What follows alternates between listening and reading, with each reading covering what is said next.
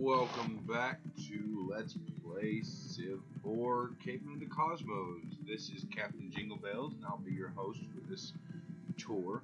Please remember, keep your hands and legs inside the vehicle at all times, and you should be safe. But I warn you, stop following the rules can have dire consequences. So, with that in mind, let's get started.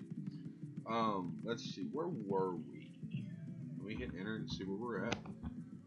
Exploring with the, oh yeah, we just killed that one creature. Okay, we're going to continue to hunt with the stone spearman.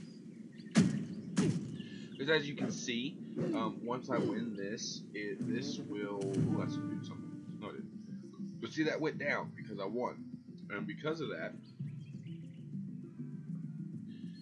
I can get my great general by continuing to do things like that. And I want to continue to do that because I want to give great people. Great generals are amazing early on. I'm actually going to try and avoid having to build hunters. Now, hunters do get bonuses against animals, but you can upgrade your military for that as well. In early game, we're going to be doing a lot of upgrading for the animal barbarians because we want to try and rush 2 or 3 great people. Just to start with, we absolutely want that. Plus, the food production bonuses don't go amiss either. So, with that said, we want to try and get as much upgrades as possible. We'll probably heal this unit this turn. Or next turn, we'll probably heal it. Because we are, we're down about half a power point. I'm sorry about that, folks. That's my phone going off. Nothing super important. Anyway, as I was saying, we want to try and keep, every time they get down about a half a power button, we want to try to heal them as much as possible for several reasons. One, we don't want a chance encounter with some bad animal, and it's going to kill us. And two, it turns to heal go up the further it is. So I might could use them for another 2 or 3 turns, and I might have to wait 10 turns to heal them. So it's better to go ahead and heal them for that 1 turn and take the turn loss. Ooh, we got more research done. That means our gathering is taken care of. Let's see the big picture. We were, if I remember correctly, we were trying to rush not stone spearmen. We are trying to rush spiked clubmen, which come right here. So we need to run down that line of doing things. Scavenging does not require any prior text, neither does tool making. Those will go pretty quickly. Neither does hammer percussion. Hammer percussion nor piercing. We should actually be able to rush straight to stone spearmen, or spiked clubmen, and then we'll stop our city production to build several units of them. They start off 3.0 strength, which isn't bad this early in the game. And even for hunting, it's not bad, especially when you factor in your hunter bonuses, which we'll get in our promotion lines. This will allow us to do quite well. Now, the stone spearmen will still outclass these people, depending on how well the level ups go. If the level ups go well, then we will. It is possible that the stone clubmen or spiked clubmen will act. It is possible for them to outclass, but I highly doubt that, since our first great person is going to be, our first great general is going to be assigned to the stone spearmen, and that's going to cause them to level up differently. They're going to start off with like 30-something experience points. It's insane. Doesn't make them invincible, but it makes them really strong. And since we're going to be a while before we get to stone spearmen, we'll make that, using a total war terminology, that'll be the general unit as it was. Our second great general will probably make into a commander. Now, our great hunters, when we first get them, a lot of them are going to be settling. It's going to be a lot of wealth, a lot of food. We'll be splitting them between what cities we have. Likely it'll only be this city, maybe 1 or 2 others, depending. I haven't found any civilizations close to me yet, so if we don't have any barbarian civs that kind of spawn up, then we're not going to be able to expand. We'll have to play a slightly different strategy. Man that's right, we does not started weave with his web of life. He is merely a strand of it. Whatever he does to the web, he does to himself. And I also apologize. I've noticed that I've been talking over these tech speeches that they've been so nice to actually add voice acting to, whoever the makers of this mod is. And so I'm going to try to be more careful about not talking while they're talking, because it makes it hard to hear what they're saying. And flavor text and all that is quite nice, and plus it makes it hard to hear me when they're talking and I'm talking too. All right, we got a wealth building. No, that's a plant revealed. Built by weaving. If you see down here where it says the happy +1, +2, and all that, those are different other buildings and techs I'll research later that'll add to what's already there. So, like, if I was to start with a silk farm, which I don't even have right now, I don't think. If I was to start with a silk farm, I'll get +1 happiness from this resource. If I then upgrade to Silk Road later, then that'll give me +2 on top of the +1. And then if I put a throne room there, it'll take away the happy +1 with the Silk Farm and put a throne room there. So, I mean, it's different. I mean, different things. It's quite a complicated mod. Revealed by weaving cloth. Ooh, cloth. That could be good. So we probably will have a building that we can build. Papyrus Grove, Weaver's Hut. There we go. And this will provide me with... No, that one does not. This provides grass, which will provide cotton, I think. It's a wonder of nature. Huh. Anyway, like I said, we will be doing some wonders, but it's going to be a while down the road. Like I said, we need to focus initially on building up our growth and our production quite nicely. Even in the prehistoric era, production you can still come out pretty good. You can be producing units quite fast, given the right circumstances, and that's why we're trying to get as much production as we possibly can. We want to speed up how fast things are built that need production to be built, and that can be bad. That jaguar may attack our stone thrower, and if it does, we're screwed.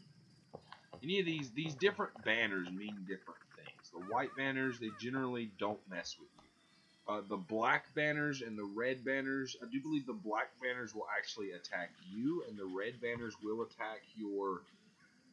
I don't know. I just know that if they're not the white banner, they're dangerous. So you have to be careful. And we will watch real quick and make sure this jaguar doesn't destroy our scout. I don't know what my stone thrower is doing. He's stretching, doing some kind of weird ritual dance. Who knows? This game has all kinds of little quirks. And he threw a stone at a jaguar. Yep, jaguar's gonna kill our... Oh my god. Annoying! Yeah, we need to build some wonders. We need to build some wanderers because we need the ability... Impassable mountain range. Interesting. We need the ability to explore this map. We need the ability to get some more tribal villages. And why? Oh, we do not speak the same language. Your personality leaves something to be desired. So he doesn't like me too much, but here's the first of our empires we have encountered. I don't know if it is a person that we've just seen or the edge of a border somewhere. I'll have to look, but we are apparently dealing with the Holy Roman Empire. As you can see, I've changed my name, by the way. Peace in our time for right now. I can't afford a war at the moment, but as you can see, I went down here to your details. We are now... the leader is now me, Captain Jingle Bells, and the civ description is the Syndicilic Empire, and we are Syndicile, and for whatever reason, it's for glory, whatever. And so that's us. It still says, oh, it did change the Syndicilic down here after I clicked the turn button. Awesome. So yeah, now we are Syndicile, and there's nothing to distinguish us as anything else other than Syndicile, which is amazing. So now that Syndicile has explored a little bit of lands, we're they've got a little bit of a start on things. We're ahead of the Holy Roman Empire by certain levels, whatnot. So this is a good sign. This is really, really early in the game. So 6 to 5 is a really good sign that we're off to a decent start. it means that nobody else is that far ahead of us. We actually are a little bit further ahead of most people, which is a good thing. Let's see if we can find out where we saw the Holy Roman Empire. Anyway, I'm not exactly sure. Maybe y'all can see the borders somewhere of their city or something, but I can't see a thing, so I don't know exactly where that came from. Okay, well, let's go back over here to our stone spearmen, because we want to hunt if we can. We cannot. Since we do have the stone spearmen, I don't want to move them too far depending on the great general, but we are going to start taking out and exploring with this person, because we might as well use it. It can move one just like the other scout we were using, and since we were going to use this to hunt with anyway, we might as well explore why we're hunting. And first off, we're going to take out a jaguar.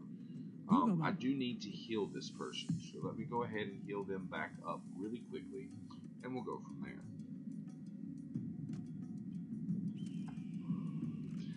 Done. We're getting involved now, guys. We're actually getting to where we're doing a little bit of something every turn. We've at least got units to move.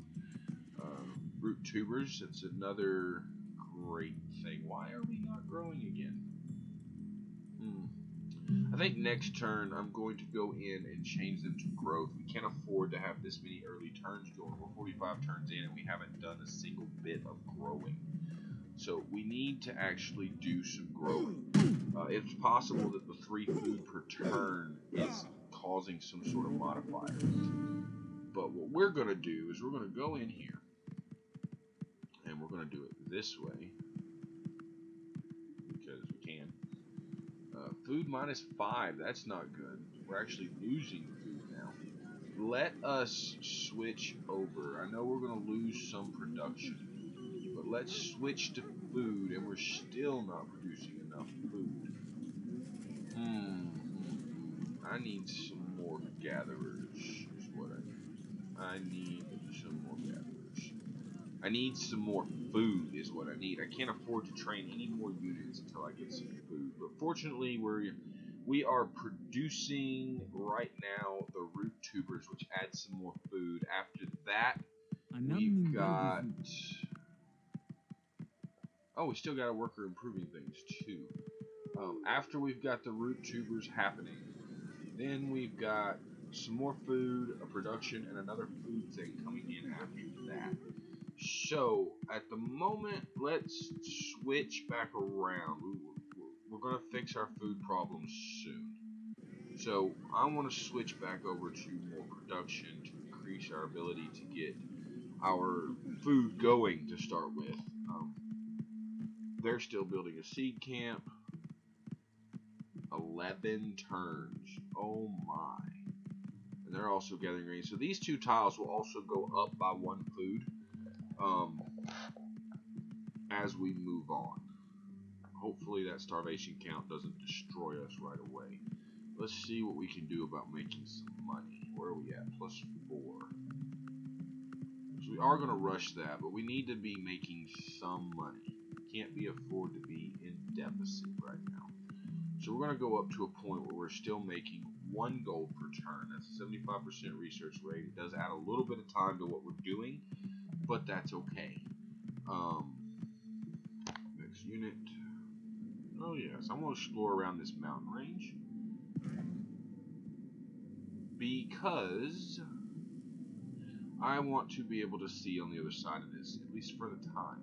It is really close to my city, and because of this is going to make certain defensible things a little differently. Somebody coming from over here, for example, is going to need to hit this mountain range, and they're either going to go around or they're going to go this way, and that'll make a big determining factor on what we do and how we do it. This whole series, I like the way the maps are set up.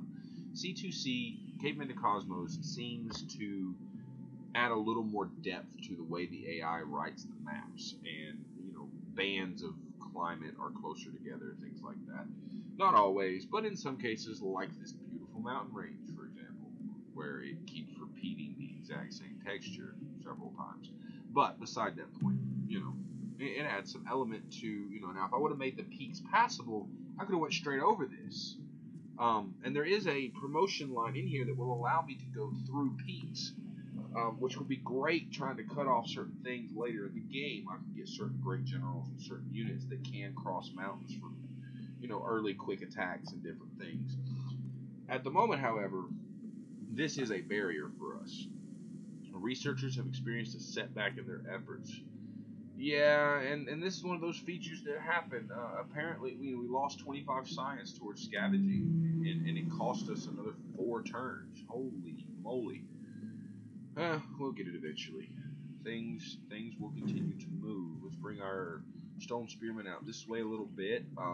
We are going to make this stone spearman more of an explorer currently. If he happens to be side by side with an animal or something, like I can't make a second move on this turn, but if that animal stays there, of course we'll attack the animal on the process. That's at least the plan for the moment.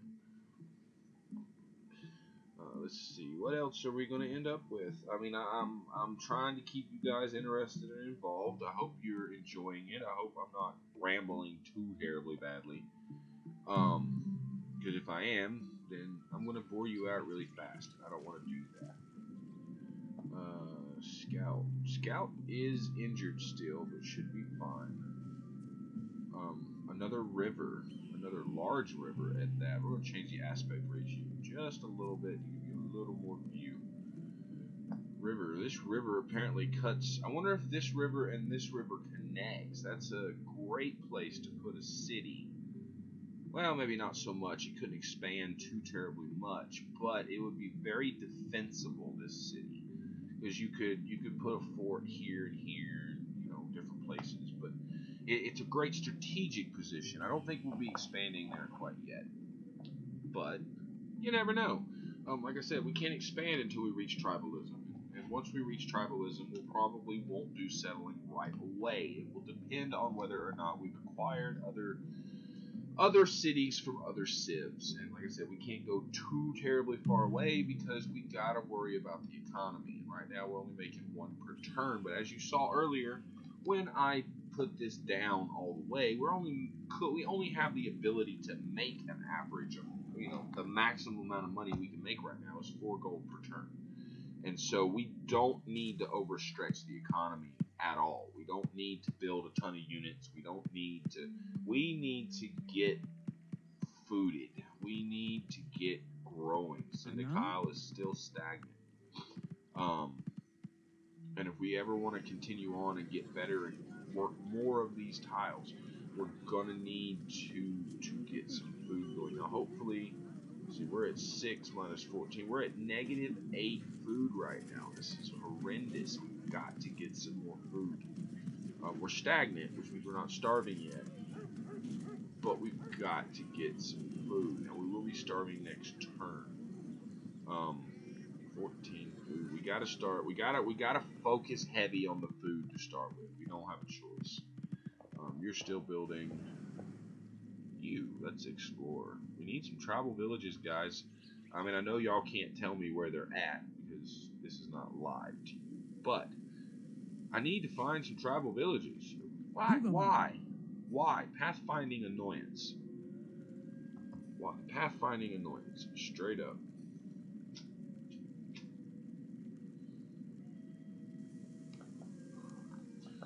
Alright, we're starting to understand a little bit more of our map, which is great. Of course, this mini map will get smaller and smaller and smaller in reference as I learn more and more of the map. And like I said, I don't know exactly how many tiles by how many tiles a gigantic world is, but it is big. It's bigger than anything I've ever played with right now. So I'm hoping my computer will continue to handle the stress, and I'm hoping that we won't have to cut this Let's Play short. I would love to be able to get all the way through this Let's Play. So many people start games like this, and then something happens, they get caught up, and they never finish it. You end up getting 20 or 30 episodes in, and it's just never finished. And I don't want it to be like that. Ooh, giraffe. Giraffe is decent food. Oh yeah, the scout cannot attack anyway. So we need to go through this. Oh, tribal village. There we go. There's one. Let's see what it pops after I pop it next turn.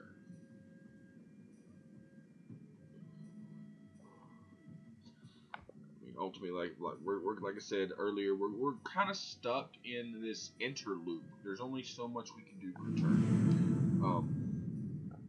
Right now, as I want to get, let's see. Somebody completed a great work, most advanced civs. And we are number 3, which means there are 2 other civs out there. The Holy Roman Empire is considered better than us, and so are the Neanderthals, who won't be a problem too long, but they do have some fairly strong early game units. This will change up and down as we go, but that's the beauty of Civ, is you never know what's going to happen as you play. We ended up, so we had a major loss of breakthrough. We lost 25 research, but with this hut, we just picked that back up threefold. So that event was null and void for us, all in essentially. This is why tribal huts can be great early on. Losing an edge in research can mean the difference in some of these games.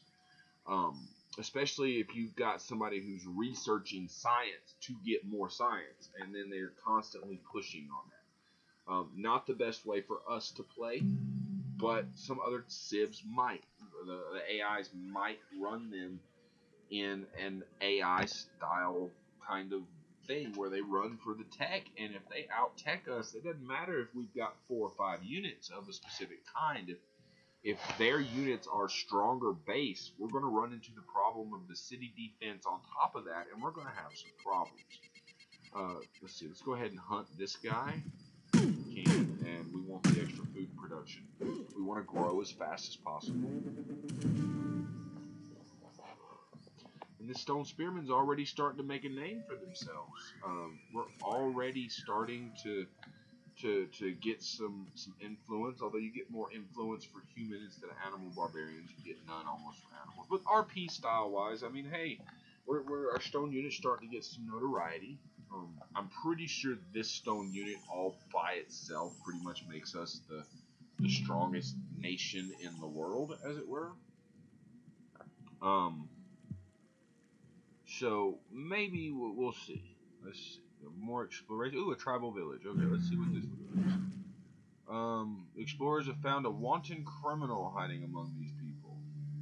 I wonder what that means. I don't know what that means. I have to see when it cycles around to whatever unit supposedly I got. Oh, a tribal village with an alligator. I wonder if I can access the same tile as that alligator to get that tribal village. I may have to wait for him to move, though. Let's see. Waiting for civilizations. Waiting. Loading. Anyway, guys, it's getting to be that time. As soon as this pops around, I'm going to save it for now and call it a day. And once again, this is Captain Jinglebell letting you know that in anything in life, it's all about the jingle bells. Remember that philosophy and you'll get along great. Anyway, until next time, goodbye and have fun.